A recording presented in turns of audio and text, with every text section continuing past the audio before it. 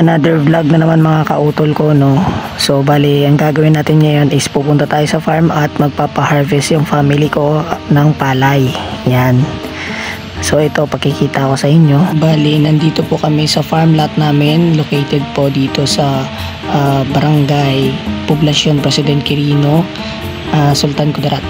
So bali itong palay namin is 4438 yung kanyang binhi, no. So ina-harvest na po siya ngayon and nakikita nyo yellow na, at saka 3 months po yan inantay namin before na harvest yung palay.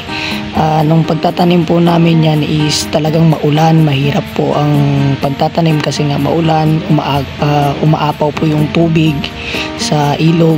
Tapos hindi lang yon, kapag umaapaw po kasi yung mga binhi na palay namin is naaanod din, kaya nahihirapan kaming itanim ng maayos yung palay.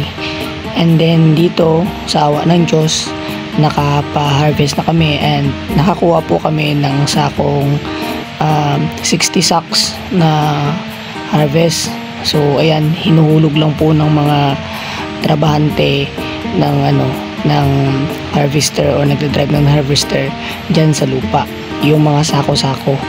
Bali ang isang sako namin is tumitimbang siya sa 79 kilos. So masyado ring mabigat, no? Kailangan ng 2 tao ang magtulong para mailagay po siya sa kariton at maibitbit papunta po ron doon sa pinaglalagyan, para ilalagay na lang po sa truck pag nailagay na po doon sa paglalagyan. Dito naman tayo ngayon. Ako namumulot ako ng mga tira-tirang palay para ipakain sa mga pato at manok ko na mga alaga. So ayan, naglalakad-lakad ako. Namumulot talaga ako ng mga pakain sa pato ko para hindi naman sayang, kasi magastos din kapag puro feeds na lang yung ipapakain natin. So bali yung mga tira-tirang dyan ng palay kinukuha ko. And then ito na yung binibit-bit. Bali 2 tao talaga yung kailangan magbuhat sa sobrang bigat ng palay. Fresh na fresh po yan siya, fresh kasi bagong harvest And then ayan po yung mga kalabaw na binabayaran namin, at ang bayad po dyan sa baka is 20 pesos po kada isang sako. So ayan, naka 60 ako, 60 kami na sacks. So i-times nyo yun sa 20 pesos. So bali iba rin yung sa labor. Yung labor is 5 pesos, sa kalabaw is 15 pesos. And then yan yung mga pinapakain ko ngayon sa manok namin. Yan yung kinuha ko kanina sa palayan.